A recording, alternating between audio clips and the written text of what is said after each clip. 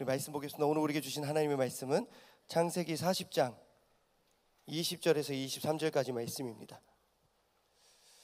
구약성경 창세기 40장 20절에서 23절까지 말씀,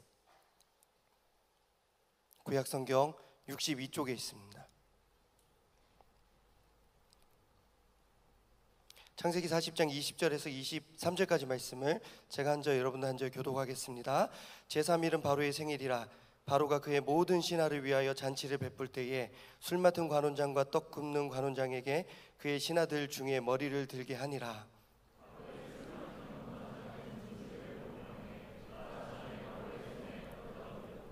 떡 굽는 관원장은 매달리니 요셉이 그들에게 해석함과 같이 되었으나 술 맡은 관원장이 요셉을 기억하지 못하고 그를 잊었더라.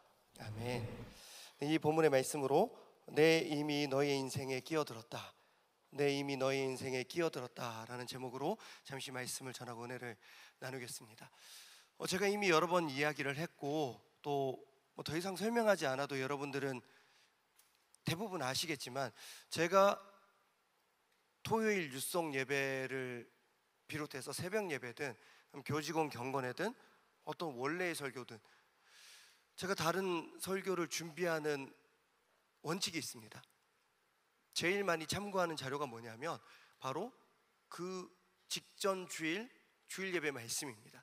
원로 목사님 혹은 담임 목사님의 그 말씀을 듣고 그 주에 제가 어떤 설교를 할 기회가 생기면 저는 그 말씀을 준비합니다. 주일에 담임 목사님 말씀 듣고 그 말씀대로 살아보려고 노력을 하고, 그 말씀 가운데 특별히 저에게 더 의미 있게 와닿았던 부분은 뭘까 묵상하고 계속 그 부분을 붙들고 파고들고 그렇게 살아가는 것이 저의 말씀 준비 과정입니다. 지난 주일 말씀 중에서 여러분들은 어떤 내용이 제일 많이 기억에 남습니까? 사람들마다 똑같은 내용의 말씀을 들어도 기억에 남는 내용은 다 다르지 않습니까? 지난주에 이런 말씀을 하셨죠. 여리고성 전투에서 히브리 백성이 출애굽한 이후에 여리고성 전투를 했는데 크게 승리했습니다. 그리고 그 직후에 있었던 아이성 전투에서는 또 크게 패배합니다. 그러면서 승리를 위해서는 우리가 교만함을 버려야 된다, 교만함을 경계해야 된다, 그런 말씀을 전해주셨고, 또 승리를 위한 그 두 가지 조건이 있다고 합니다. 그것은 바로 최선을 다해야 되고 또 조심함이 있어야 된다, 그런 내용의 말씀을 전해주셨습니다. 신기한 것은 똑같은 내용의 말씀을 들었어도 우리 각자 기억하는 부분이 다 다르다는 것입니다. 이번 주에 우리 청년대학부 교육자들도 잠시 우리 지난주의 말씀 어땠어요? 어땠어요라고 우리가 평가한 건 아닙니다. 우리가 감히 그러진 않죠. 근데 지난주의 말씀, 저는 이 부분이 저는 와닿았습니다. 저는 그래서 이번 주 뉴송 예배 이 부분에 좀 집중을 하려고 합니다. 그래서 저에게 있어서 원래 제일 많이 와닿았던 부분은 진실함. 하나님께서는 우리의 진실함을 보신다.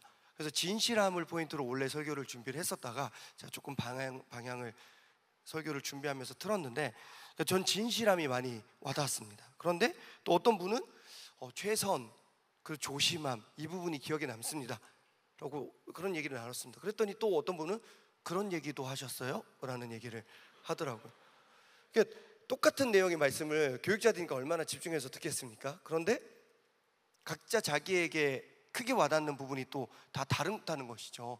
저도 다른 교육자님이 말씀하신 내용을 들으면서 저 부분이 그렇게까지 중요한 포인트인가? 그렇게 생각하기도 하고 각자가 다릅니다. 바라기는 오늘 이 시간 저의 설교 내용을 여러분들이 다 기억하기를 바라지 않습니다. 그렇지만 단 한 부분이라도 여러분 모두 의미 있는 포인트가, 은혜의 장면과 부분이 있기를 바라고 축복합니다. 자, 지난주의 말씀 중에서 저는 근자감이라는 표현이 참 기억에 남습니다. 우리나라 남자분들 대부분은 근자감이 있대요.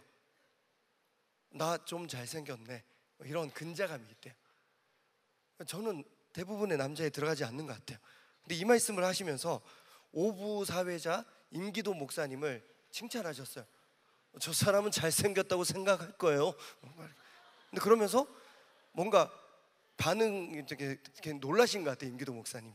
지금도 또 내 얘기가 왜 나와? 막 그러면서 지금 막 또 지금 놀라신 것 같은데, 또 이렇게 있으니까 담임 목사님 마음이 약해지셔서, 아니 임기도 목사님은 진짜 잘생겼어요. 그렇게 또 얼버무리셨죠. 근데 잘생기셨다 우리 하셨던 그 말씀이 기억납니다.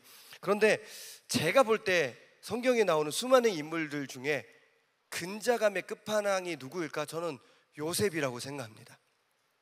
요셉이 누구냐? 아브라함과 이삭과 야곱으로 이어지는 믿음의 명문 가정의 그 가문의 후손입니다. 야곱의 아들 중에 한 명이고 야곱이 특히 사랑했던 아들입니다. 그런데 하는 행동이 좀 그렇습니다. 싸가지가 없습니다. 물론 싸가지가 없으십니다. 저보다 훨씬 더 높으신 분이니까. 자, 창세기 37장 2절 말씀 한번 보겠습니다. 제가 이렇게 말하는 근거가 있습니다. 창세기 37장 2절 말씀 우리 함께 읽겠습니다. 시작. 야곱의 족보는 이러하니라. 요셉이 17세의 소년으로서 그의 형들과 함께 양을 칠 때에 그의 아버지의 아내들 비라와 실바의 아들들과 더불어 함께 있었더니 그가 그들의 잘못을 아버지에게 말하더라.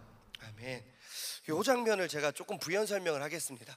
이때가 언제냐면 요셉이 17세가 되던 해였습니다. 그런데 야곱에게는 아내가 4명이 있었습니다. 정부인이 2명 있었습니다. 레아와 라헬, 둘이 자매였어요. 레아와 라헬. 근데 그 중에서 요셉은 정부인 라헬의 아들이었습니다. 그런데 야곱의 부인들 중에는 레아와 라헬 정부인들의 여종들도 있었습니다. 자기 여종들을 아내로 주고 또 이들을 통해서도 아들을 낳으십시오, 자녀를 낳으십시오, 그렇게 했었습니다. 그들이 바로 실바와 비라입니다. 그러니까 정부인은 아니고 여종인데 어떻게 후궁 정도 된다고 보면 될까? 그렇습니다. 자, 그런데 요셉은 정부인의 아들이지만 여종들의 아들들과 가까이 지냈습니다. 이게 의미가 있습니다.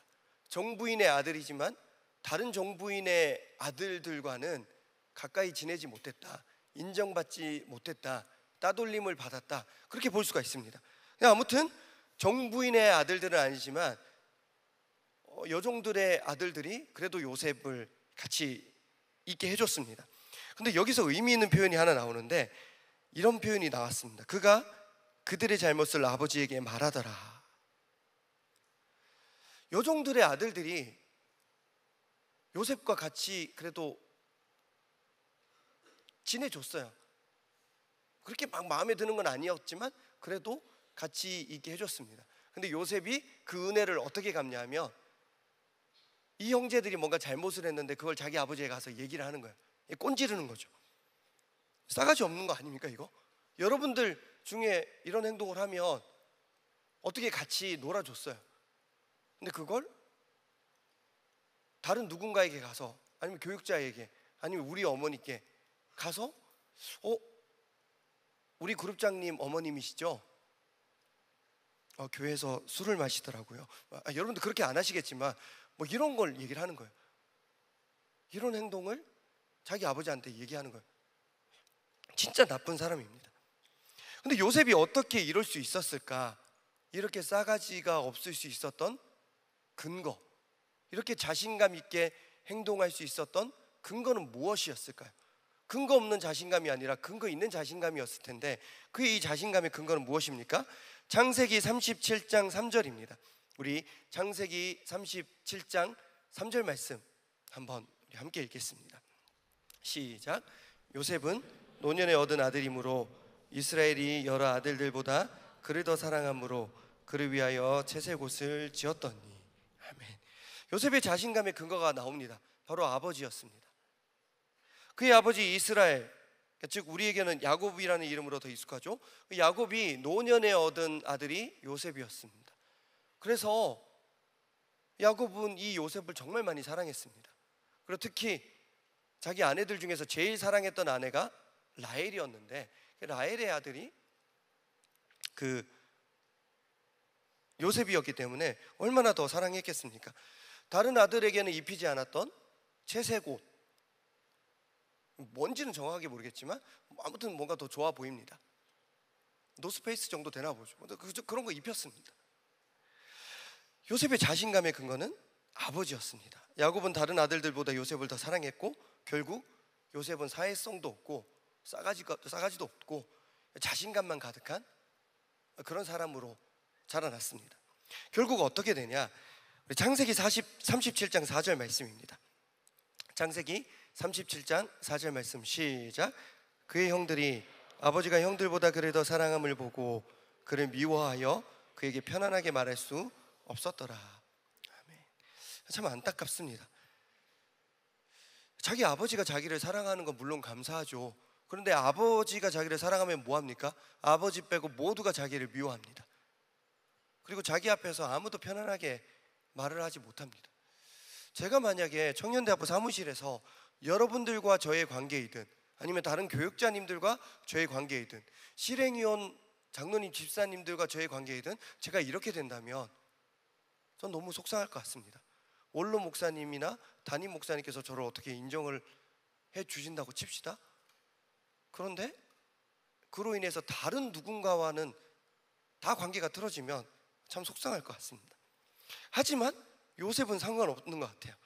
그의 아버지 야곱이 여전히 그의 든든한 버팀목, 방패가 되어줬고 그의 나이 17살이 될 때까지 그 누구의 눈치도 보지 않고 하고 싶은 행동, 하고 싶은 말 다 하고 삽니다. 특히 우리가 요셉에 대해서 얘기할 때 그의 꿈을 이야기하지 않을 수가 없습니다. 그는 꿈을 꾸는 사람이었습니다. 형들이 양을 치다가 요셉이 올 때 저기 요셉이 오네라고 말하지 않습니다. 저기 꿈꾸는 자가 오는도다, 그렇게 말을 합니다. 그가 어떤 꿈을 꿨냐면 이런 꿈을 꿨습니다. 형들과 함께 곡식단을 이렇게 만들고 있었대요. 근데 자기가 만든 곡식단이 딱 서더래요. 네. 섰어요. 근데 형들이 만든 곡식단들이 다 자기한테 절을 하더래요. 그런 꿈을 꿀 수 있죠. 근데 그걸 형들에게 말해서는 안 되죠. 이 정상적이지 않습니까? 제가 만약에 그런 꿈을 꿀 수 있죠. 나 내년에 되게 튼튼한 교회 담임으로 가던데 다른 목사님들은 아무도 못 가는 꿈을 꿨습니다. 제가 이런 걸 만약에 꿈을 꿨는데 그걸 얘기하면 그거는 안 되지 않습니까? 그랬더니 글쎄 선배 목사님들이 저한테 다 인사를 하러 오시더라고요. 이거는 말을 해서는 안 되는 겁니다. 이거는 기본적인 눈치가 있다면. 제가 볼 때는 이건 눈치의 문제가, 저는 이거는 지능의 문제 같습니다. 이거는 요셉, 우리가 좋은 분이지만 성경 인물이지만 아무튼 저는 그렇습니다. 이거 사회생활 가능한가? 사회생활 지금 못하고 있죠. 그리고 또 이런 꿈이 있습니다. 해와 달과 11별이 저에게 절을 했습니다. 이제는 형제들뿐만 아니라 아버지와 어머니도 자기에게 절을 하더라. 그런 꿈을 꿨다고 또 얘기했습니다. 물론 나중에 다 이루어졌죠. 그렇지만 언제 이루어질지 알고 17살의 꿈을 자기 마음대로 다 얘기하고 다닙니다. 제가 이딴 꿈을 꾸고 다니고 또 그걸 눈치 없이 얘기하는 요셉을 누가 좋아하겠습니까? 그 결과가 어떻게 되냐면 37장 5절입니다. 창세기 37장 5절 말씀 우리 함께 읽겠습니다. 시작. 요셉이 꿈을 꾸고 자기 형들에게 말하매 그들이 그를 더욱 미워하였더라. 아멘. 결과는 더 미워하게 됩니다. 더 미움을 받습니다. 그리고 결국 다 아시죠? 형들이 원래는 그를 죽이려고 했습니다. 근데 죽이지는 말고 팔자. 그래서 애굽의 종으로 팔려갔습니다.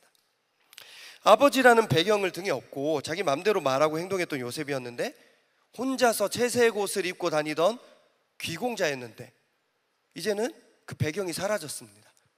애굽의 종이 되었습니다. 요셉이 과연 잘 살았겠습니까? 그의 배경이었던, 그의 자신감의 근거였던 아버지 없는 곳에서 잘 살 수 있었겠습니까? 요셉은 정말 많은 고생을 합니다. 언어도 다르죠. 나라도 다르죠. 신분도 달라요. 그리고 종교도 다릅니다. 그런 곳에서 고생을 할 수밖에 없죠. 그는 종살이를 하고 또 옥살이를 합니다. 그리고 옥살이를 하다가 겪었던 에피소드 중에 하나가 오늘 우리가 함께 읽은 본문의 내용입니다. 근데 뭐 어떡하겠습니까? 그의 자신감의 근거였던 아버지가 없는데 이제 눈치껏 굽히며 살아야죠. 하지만 요셉은 종살이를 하고 옥살이를 하는 와중에서도 자신감을 잃지 않습니다. 어디서나 당당하게 말하고 행동합니다. 특히 종살이를 할 때 그의 주인의 아내, 보디발의 아내가 자기를 유혹할 때도 그는 단칼에 거절합니다. 그가 이렇게 말합니다. 창세기 39장 9절 말씀입니다. 제가 읽겠습니다. 이 집에는 나보다 큰 이가 없으며 주인이 아무것도 내게 금하지 아니하였어도 금한 것은 당신뿐이니 당신은 그의 아내임이라. 그런즉 내가 어찌 이 큰 악을 행하여 하나님께 죄를 지으리이까. 아멘. 자, 여기서 그의 여전한 자신감의 근거가 나옵니다. 종살이를 하고 있음에도 불구하고, 옥살이를 하고 있음에도 불구하고 그가 여전히 당당할 수 있고 자신감 있게 말하고 행동할 수 있었던 근거가 나옵니다. 바로 하나님이었습니다. 지난 주일 담임 목사님께서는 우리가 자신감을 경계해야 된다고 말씀하셨습니다. 그런데 단서를 붙이셨습니다. 하나님 없는 자신감을 경계해야 된다고 말씀하셨습니다. 여리고성을 그 전투에서 이겼죠. 그런데 이기고 나서 아이성 전투를 준비할 때 그들은 하나님 없이 준비합니다. 하나님 없는 자신감을 경계해야 된다고 말씀하셨습니다. 그런데 요셉의 자신감의 근거는 쥐뿔도 없지만 나에게는 하나님이 있다. 자신감의 근거는 하나님이었습니다. 복을 받아도 하나님 때문에 받는 것이고, 저주를 받고 고난을 당해도 하나님 때문에 당하는 것이고, 모든 삶의 이유가 하나님이었습니다. 그렇기 때문에 어떤 상황에서도 그는 하나님이 함께하고 계심을 믿었기 때문에 그는 자신 있게 말하고 행동할 수 있었습니다. 실제로 하나님은 종살이 하던 요셉을 형통하게 하십니다. 창세기 39장 2절 말씀입니다. 우리 39장 2절 말씀 읽겠습니다. 시작. 여호와께서 요셉과 함께 하심으로 그가 형통한 자가 되어 그의 주인 애굽 사람의 집에 있으니. 아멘. 이어서 39장 3절 말씀도 읽겠습니다. 39장 3절 시작. 그의 주인이 여호와께서 그와 함께 하고 그의 범사에 형통하게 하심을 보았더라. 아멘. 하나님께서는 요셉이 종살이를 하는 동안에 그를 계속해서 형통하게 하셨습니다. 그만 느꼈던 것이 아니라 그의 주인도 하나님께서 이 사람을 형통하게 하고 계시는구나 느꼈습니다. 뿐만 아니라 억울한 누명을 쓰고 옥살이를 할 때에도 하나님께서는 그를 형통하게 하셨습니다. 창세기 39장 21절 말씀입니다. 39장 21절 말씀 시작. 여호와께서 요셉과 함께 하시고 그에게 인자를 더하사 간수장에게 은혜를 받게 하시며. 이어서 39장 23절 말씀입니다. 시작. 다시요. 시작. 간수장은 그의 손에 맡긴 것을 무엇이든지 살펴보지 아니하였으니 이는 여호와께서 요셉과 함께 하심이라. 여호와께서 그를 범사에 형통하게 하셨더라. 아멘. 자, 봅시다. 종살이를 하는 것 자체가 되게 슬프지만 그 와중에도 하나님께서는 그를 형통하게 하셨습니다. 그리고 간수장은 이 요셉이 하나님으로 인해 형통함을 입은 사람이라는 것을 알고 여기 물이 떨어지네요. 비준비하시니. 네, 물이 떨어집니다. 이거는 뭐 이따가 조치해 주시면 감사하겠습니다. 여러분들이 맡고 있지는 않죠. 네, 그래도 가보겠습니다. 간수장이 어느 정도로 그를 믿고 신뢰했냐면 요셉이 그래도 죄인이잖아요. 근데 요셉이 그 어떤 업무를 하든지 살펴보지도 않았어요. 그가 탈출할 수도 있는 것이고 어떤 비리를 저지를 수도 있는 것인데 그 어떤 상황에서도 관여하지 않고 그냥 내버려 뒀습니다. 임원단 이거 살펴보지 않아도 됐습니다. 이미 늦었습니다. 예배 드리시기 바랍니다. 지금 뭐 어떻게 여기서 위에 올라가서 몸으로 막을 수 있는 것도 아니잖아요. 여기가 네덜란드도 아니고.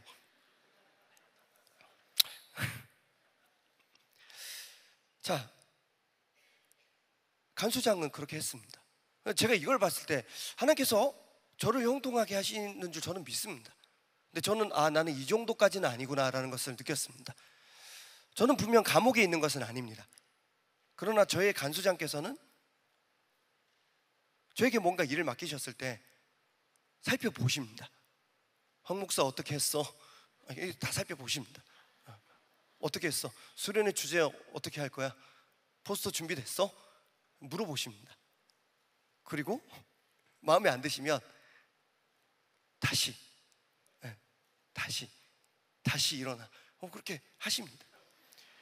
근데 요셉은 어느 정도였냐면 아예 믿고 맡기는, 간수장이 네가 알아서 해, 너 마음대로 하세요, 그겁니다. 오늘 저와 여러분의 자신감의 근거는 무엇입니까? 남들보다 좀 더 나은 외모입니까? 아니면 학력입니까?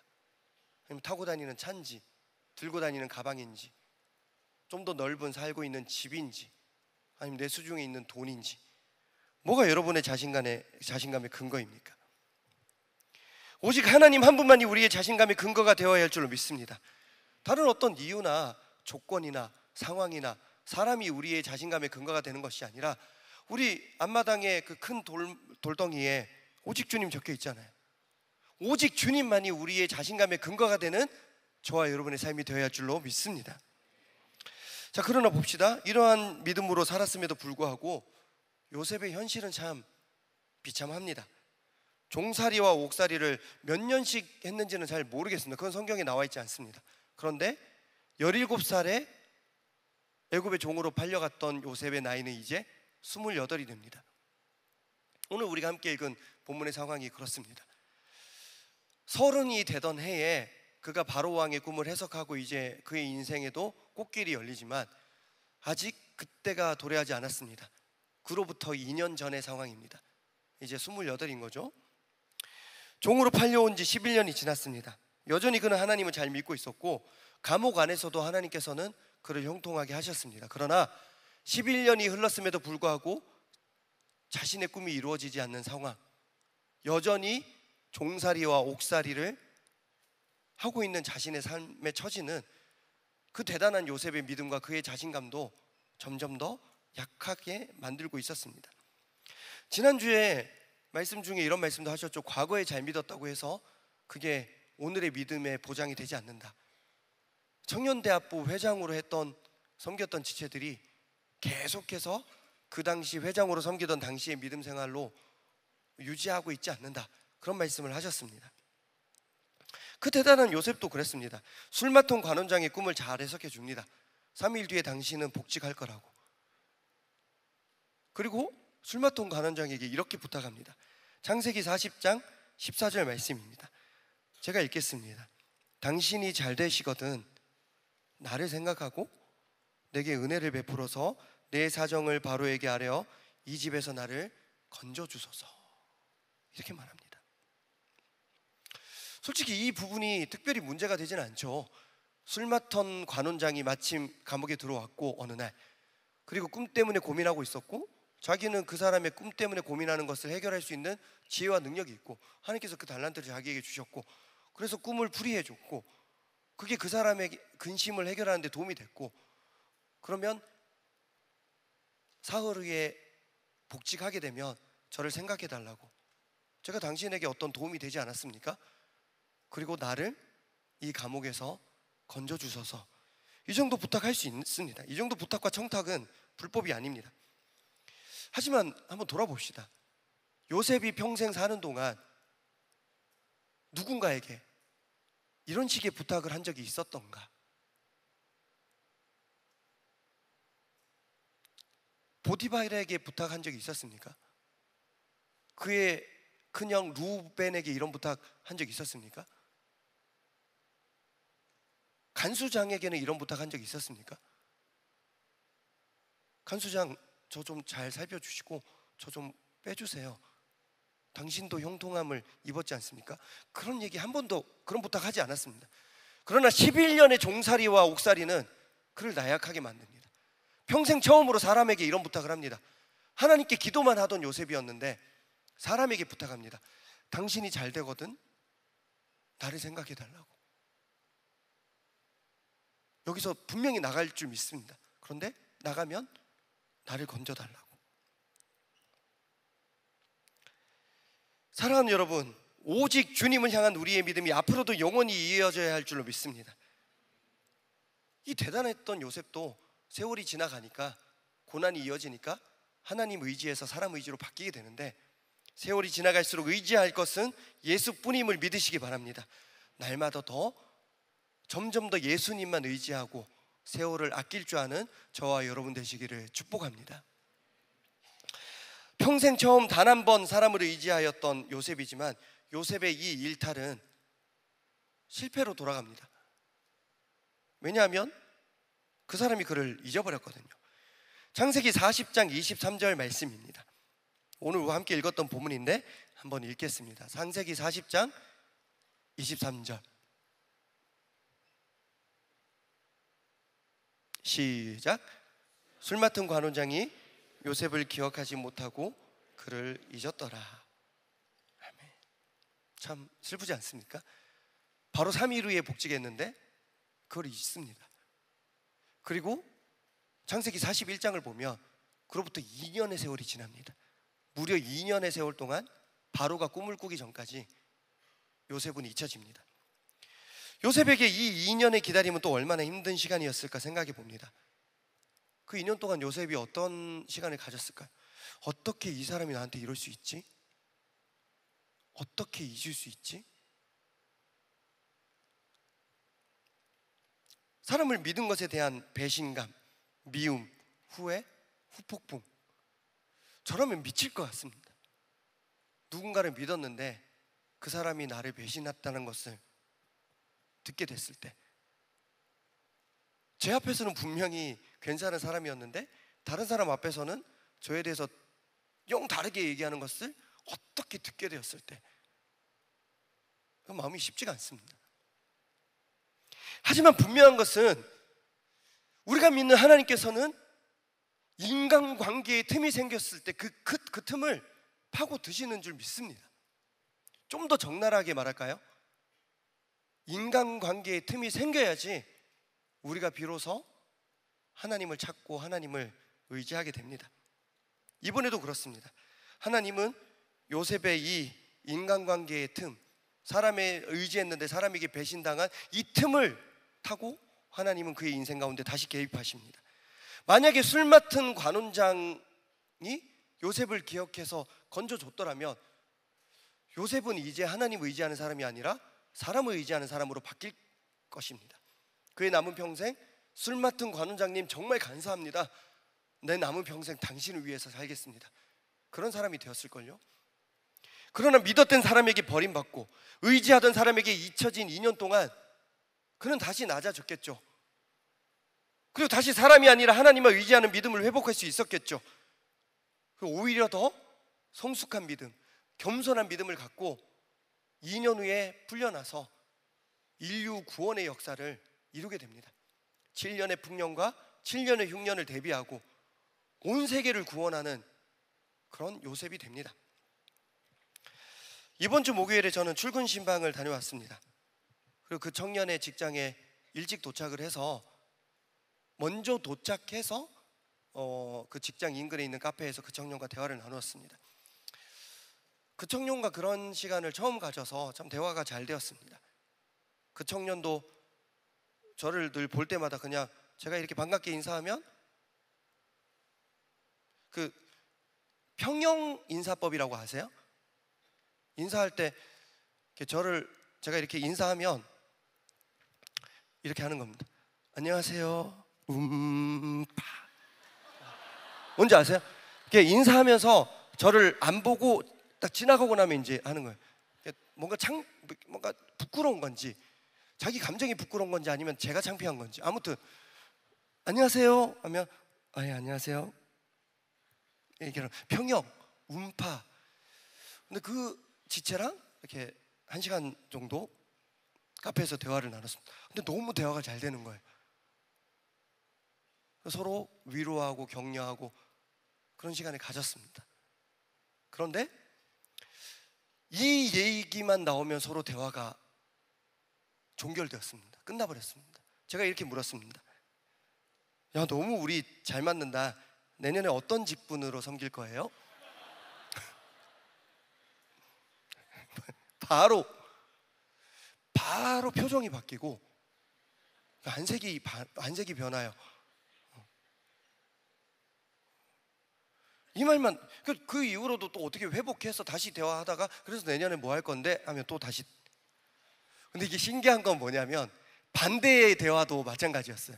그 친구가 저에게 물었어요. 목사님 내년에 청년부에 계실 거예요? 그래서 제가 대답을 못 하겠더라고요. 청년대학부가 싫은 게 아니라 그걸 어떻게 알아요? 내년에 제가 청년대학부에 있을지 없을지 어떻게 알겠습니까? 분명한 것은 저나 여러분이나 다 하나님의 부르심 앞에서 순종하는 것이지 우리가 내년 일을, 내일 일을 우리는 알 수가 없다는 것입니다. 이제 대학부 수련회가 다음 주, 그 다음 주 2주 남았네요. 2주도 안 남았죠. 수, 목, 금, 토니까. 자, 그런데 작년 대학부 수련회 때를 저는 잊지 못합니다. 평생 잊지 못할 것 같아요. 그 대학부 수련회 때 가기로 했던 밭농사에 청년부가 투입됐어. 지금 왜 물 떨어지는 거야 지금? 예. 정말 저는 비는 잠깐 비 준비하시니 당분간 금지입니다. 적어도 수련회 끝날 때까지는 누구라도 경건회라도 그 부른 걸 제가 이제 보면 저는 제가 가진 모든 힘을 동원해서 칠 겁니다. 아무튼 대학부 수련회 때 비가 많이 왔습니다. 그 대학부 수련회 때 가기로 했던 밭농사에 청년부가 그 다음 주에 가게 됐습니다. 저는 되게 참 마음이 그런 게 제가 설교 마지막으로 이제 준비하면서 4시 50분, 55분이었나? 그때 이재민 목사님이랑 대학부 지체 한 명이랑 다음 그 대학부 수련회 어떤 그 프로그램을 계속 준비하면서 너무 이재민 목사님 목소리가 귀에 꽂히는지 아세요? 꽂히는 목소리잖아요. 그 밭에서 옥수수 캐는 거지? 뭐 이런. 그래서 제가 이제 설교를 준비하면서 이게 뭐야 옥수수를 캔다고? 아니 왜 4시 55분에 그 얘기를 하냐고. 저는 그때부터 기도했습니다. 올해 대학부 수련회 때 비 오지 않게 해달라고. 하나님 비 준비하지 않으셔도 됩니다.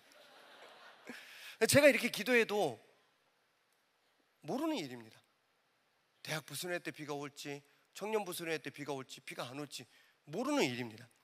요셉도 그랬습니다. 정말 신기한 게 이것도 제가 언제 한번 제가 묵상을 하고 있는데 요셉이 남의 꿈은 금방금방 이루어지거든요. 남이 꾼 꿈은 술 맡은 관원장의 꿈, 떡 맡은 관원장의 꿈, 바로의 꿈은 바로 이루어집니다. 근데 자기가 꾼 꿈은 안 이루어져요. 17살에 꾼 꿈인데 39살에 이루어집니다.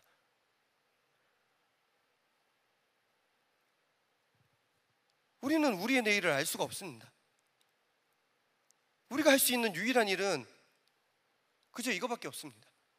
오늘 하루도 하나님 의지하고 오늘 하루도 하나님께 맡기고 오늘 하루도 하나님과 동행하며 사는 것이 우리의 유일한 믿음의 길인 줄 믿습니다. 내년에 무슨 직분으로 섬길지, 내년에 제가 청년대학부에 있을지 없을지, 대학부 수련회 때 비가 올지 말지 우리가 걱정한다고 될 일이 아닙니다. 우리는 하나님께 맡기고 오늘 하루도 주님과 동행하며 살면 하나님께서 우리를 붙들어 주실 줄 믿습니다. 지난주 토요일에 제가 여러분들께 저에게 여분의 시간이 생겼을 때 뭘 하는지 말씀드렸습니다. 저는 뭐 합니까? 제가 여분의 시간이 생길 때 뭐예요? 네, 유튜브 봅니다. 부끄러워요? 네, 유튜브 봅니다. 특히 이제 뭐 개그맨들 어떤 서로 장난치는 몰래카메라 영상 이렇게 봅니다. 그런데 뭔가 이렇게 보다 보면 연관 영상으로 뜨는 다른 영상들도 있잖아요. 최근에 우연히 드라마 영상인데 뭔가 되게 짧은 명장면 같은 거였나 봐요. 근데 그걸 봤는데 뭔가 좀 은혜를 받았습니다. 그래서 제가 드라마를 TV 자체를 안 보는 사람이지만 그것도 드라마의 일부분이지만 제가 봤던 그 드라마 일부분 지금 잠시 한번 보겠습니다. 네. 누명이라니요. 도련님께서 저를 다시 처음부터 않습니까? 한번 목소리까지 해서 해주시면 감사하겠습니다. 아직도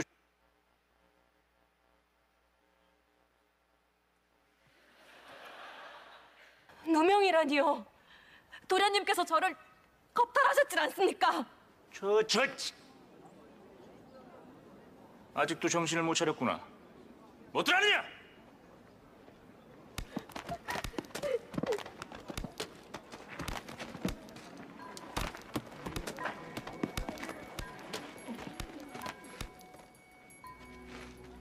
대체 이 무엇하는 짓입니까?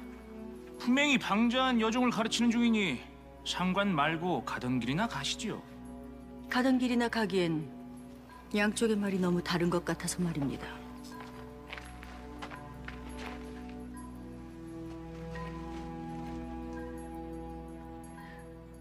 겁탈을 당했다는 것이 사실이냐?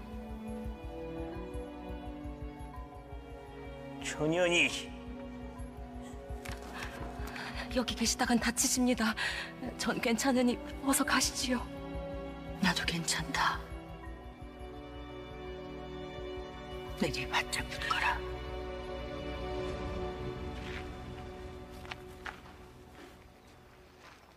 나으리께서 이 여인을 겁탈했다는 것이 사실입니까?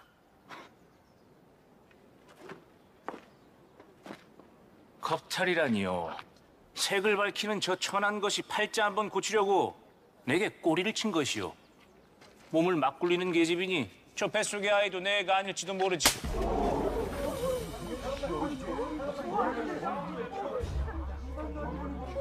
내 인이랑 내 몸에 손을 댔느냐? 그래, 되었다. 여인을 겁탈한 것으로도 모자라 음해하고 모욕하고 또 다른 가해를 저지르고 있지 않느냐. 인연이 미쳤나? 뭐들 하느냐? 멈춰라! 좀 봐봐. 괜찮으시옵니까? 좀 봐봐.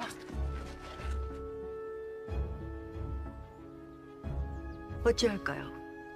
내 주상전에게 주청을 올려 제대로 한번 시시비비를 가려볼까요? 정말 잘 졌습니다. 용서하십시오, 중전마마. 되었습니다. 용서를 빌 대상은 내가 아니지요. 내가 잘못했다, 어리야. 내가 너를 겁탈한 것도 모자라 모든 책임을 뒤집어 씌웠느니라. 부디 용서해다오. 중전마마, 충분히 위로가 되었으니 이제 그만하시길 간청드리옵니다. 마마께서 떠나시면 인연의 삶은 더 가혹해질지도 모르옵니다. 내 이미 너의 인생에 끼어들었다.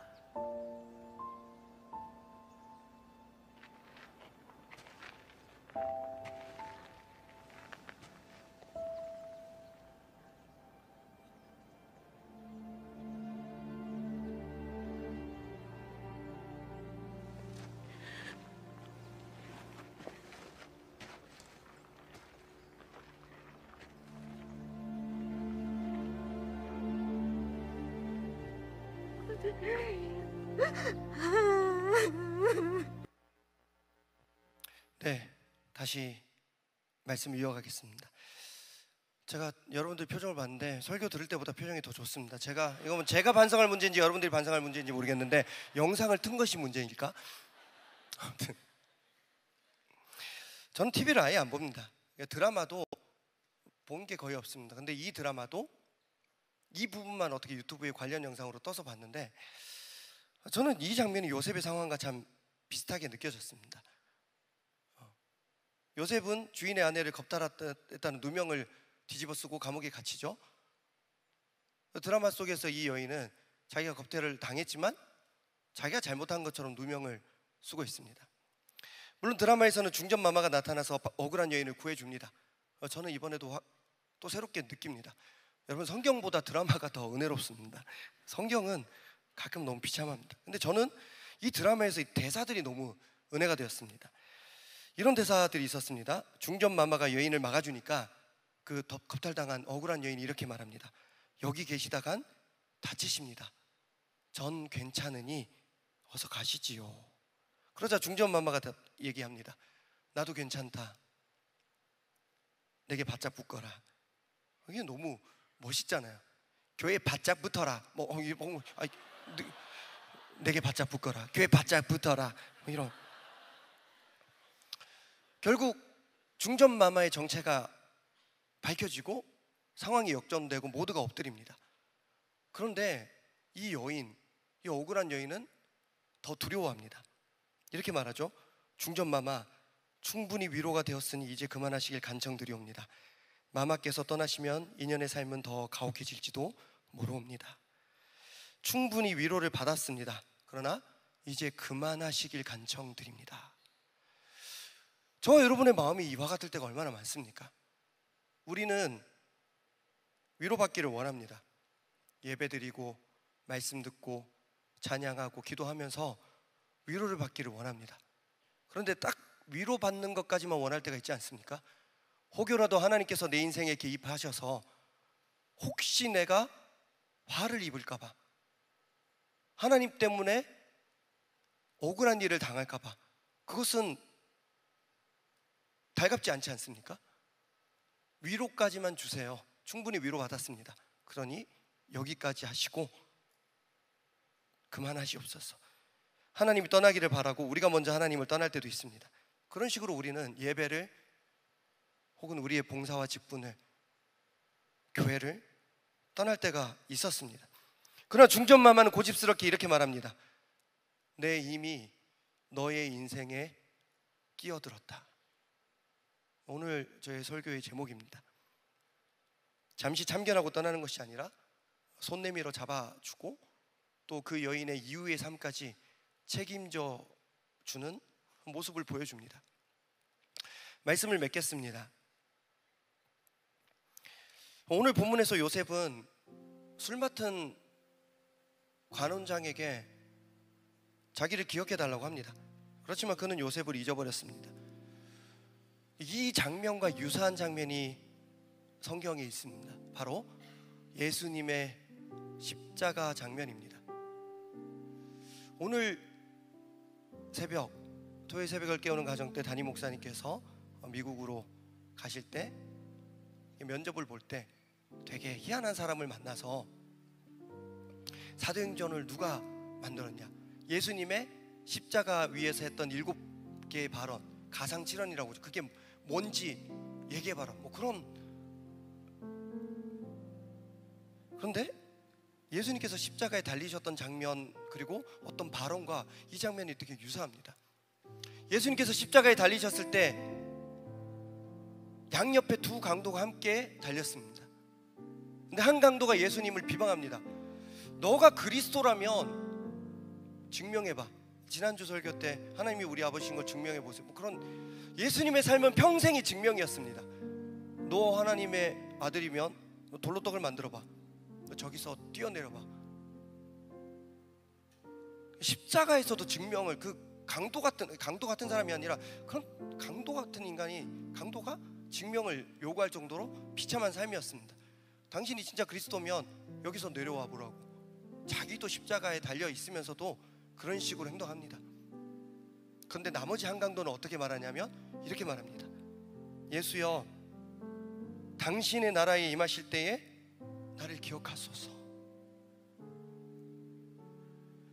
요셉이 술 맡은 관원장이 아무리 은혜를 베풀었지만, 은혜를 베풀고 나서 기억해 달라고 했지만 그 사람은 요셉을 기억하지 않습니다. 그러나 십자가 위에서 단 한마디 얘기합니다. 예수여, 당신의 나라에 임하실 때에 나를 기억해 주시옵소서. 그리고 예수님께서 말씀하십니다.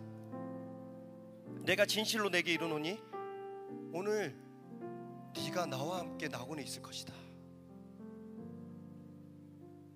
전 너무 드라마의 감정을 이입한 것인지 모르겠지만 오늘 네가 나와 함께 낙원에 있을 것이다. 이 말씀, 걱정 마. 이제 곧 너랑 나는 죽겠지만 내 이미 너의 인생에 끼어들었어. 이 땅에서의 삶 속에서 너는 나를 믿은 적이 지금 이 순간 잠깐 믿었지만 천국에서의 삶은 내가 보장해 줄게. 사랑하는 여러분, 우리 오직 주님만이 우리를 기억해 주실 줄 믿습니다. 오직 주님만이 우리가 거할 곳을 미리 준비하고 계신 풍성한 하나님이신 줄 믿습니다. 우리가 해야 할 것은 단 하나입니다. 다른 누군가를 의지하고 다른 어떤 이가 나를 기억해 줄 것을 기대하는 것이 아니라 오직 주님만 의지하고 오직 주님만이 나를 기억해 주실 줄 믿고 기다리는 것인 줄 믿습니다. 내가 진실로 내게 이르노니 오늘 네가 나와 함께 낙원에 있으리라. 한 강독에게 이렇게 말씀하신 주님께서는 이미 그의 인생에 끼어드셨고 오늘 우리 인생에 끼어드셨습니다. 세월이 지나갈수록 무슨 일을 만나도 우리 인생에 이미 끼어드신 예수님만 더욱 의지하며 날마다 더 오직 믿음으로 살아가는 오늘 이 밤 저와 여러분 되시기를 축복합니다. 우리 함께 찬양하겠습니다.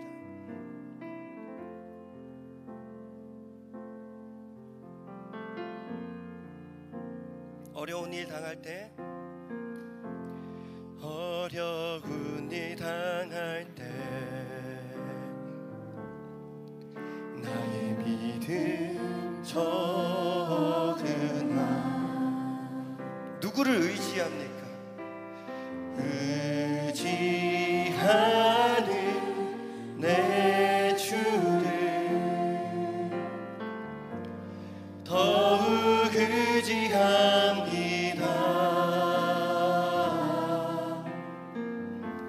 성령께서 내 마음 밝히 비춰주시니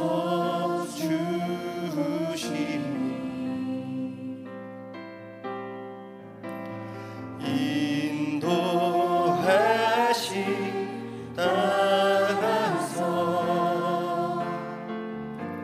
주만 의지합니다. 세월이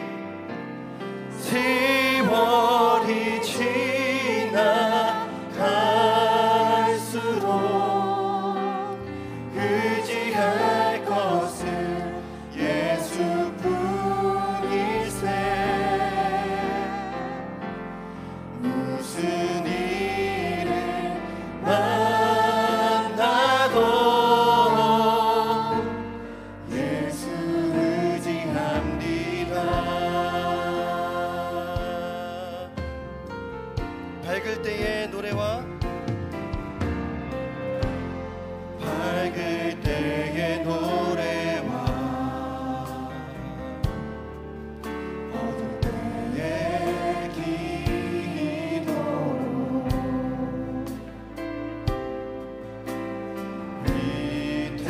위태할 때 도움을 주께 간구합니다. 생명 있을 동안에 예수 의지합니다. 천국 올라가도록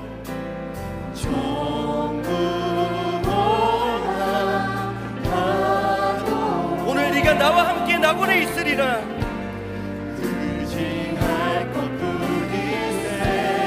세월을 아끼십시오.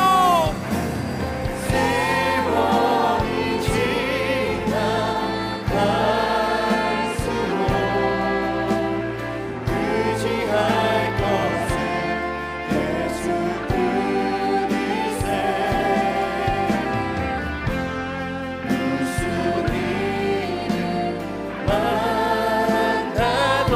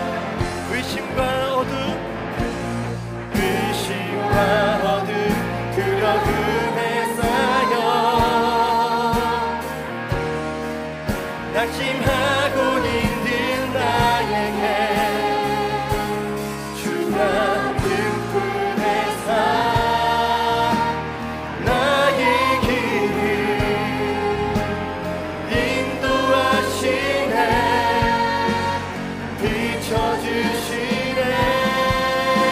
세월이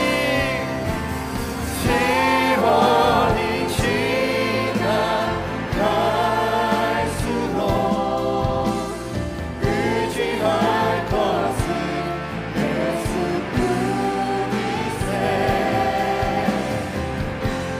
무슨 일을 만나도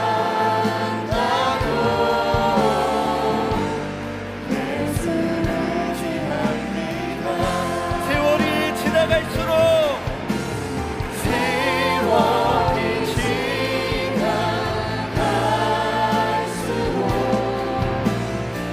사람을 믿으면 안 됩니다.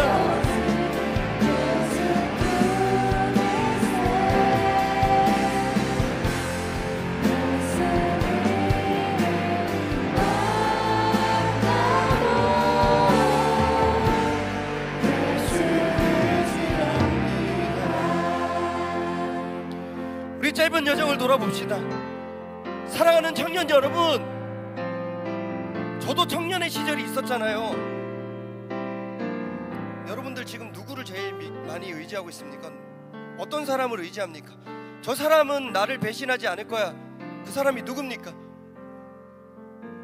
사랑하는 청년 여러분, 우리의 세월과 우리의 시간에, 우리 인생 가운데 하나님께서 끼어드실 수 있도록 우리의 시간과 자리를 내어드리시기 바랍니다. 인간관계에 틈이 생길 때 낙심하지 마십시오. 우리가 꼭 보면 인간관계에 틈이 생겼을 때 하나님을 버립니다. 인간관계에 틈이 생겼을 때 하나님이 우리의 틈으로 끼어드십니다. 우리 시간 기도할 때 하나님, 우리 인생에 이미 끼어드신 하나님만 의지하며 붙들며 살아가는 우리의 남은 평생이 되게 하여 주시옵소서. 특별히 우리 수련회가 세월을 아끼며 하나님을 더욱더 사랑하기 위해 앞서 달려가는 은혜의 시간이 되게 하여 주시옵소서. 우리 신앙을 놓고 수련회를 놓고 주여 세 번 붙이고 기도하겠습니다. 주여, 주여, 주여.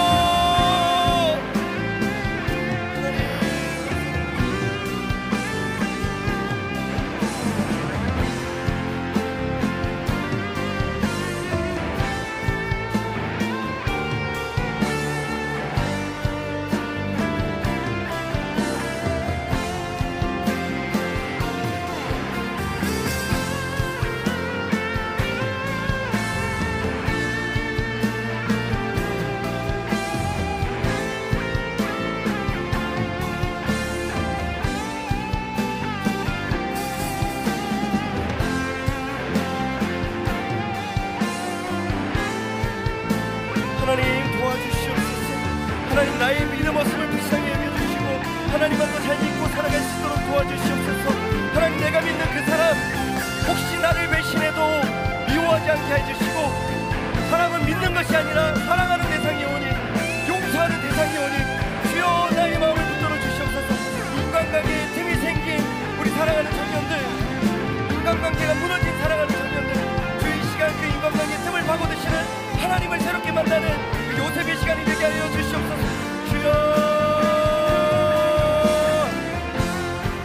세월이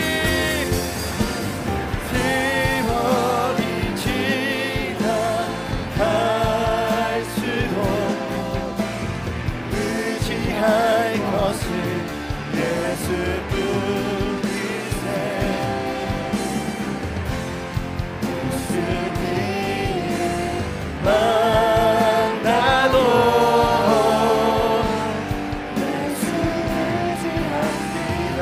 세월이 지나갈수록, 세월이 지나갈수록 의지할 것은 예수뿐이세. 무슨 일을 만나도 예수를 의지합니다.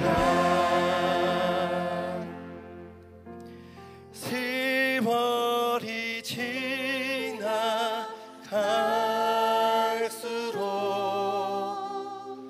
의지할 것은 예수뿐이세.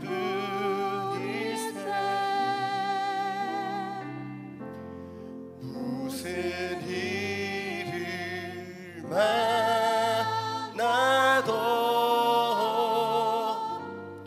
예수 의지합니다. 여러분의 목소리로만 세월이 지나갈수록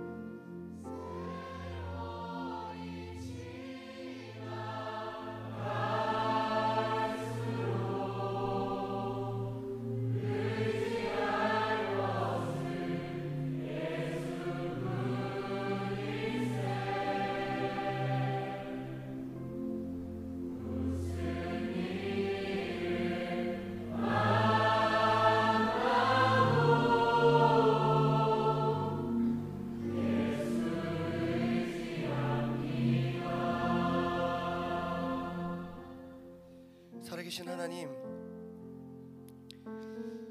말은 쉽지만 참 쉽지가 않습니다.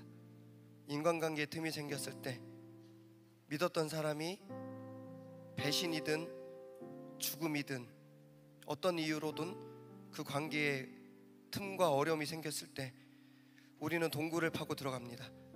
그리고 그 사람이 나를 떠나고 그 사람이 나를 버린 건데 하나님이 나를 버린 것처럼 생각하고 결국 우리가 하나님을 버릴 때가 많았음을 돌아봅니다. 주님, 세월을 아끼는 우리 사랑하는 명성교회 청년들 되게 하여 주시옵소서. 하나님을 떠나보내는 세월이 너무 악합니다. 하나님을 벗어나서 있는 세월이 너무 아깝습니다. 붙들어 주셔서 이제 2주 앞으로 다가온 우리 청년대 앞으로 수련회 가운데 하나님과 더 가까워질 수 있는 은혜를 허락하여 주시고, 그 요셉 평생 처음으로 28이 되었을 때 사람에게 부탁을 했다가 좌절되었을 때 오히려 하나님과 더 깊은 성숙한 믿음의 상황으로 나아갔던 것처럼 인간관계에 틈이 생겼을 때 우리 인생에 끼어드시는 하나님의 은혜가 분명히 있을 줄 믿습니다.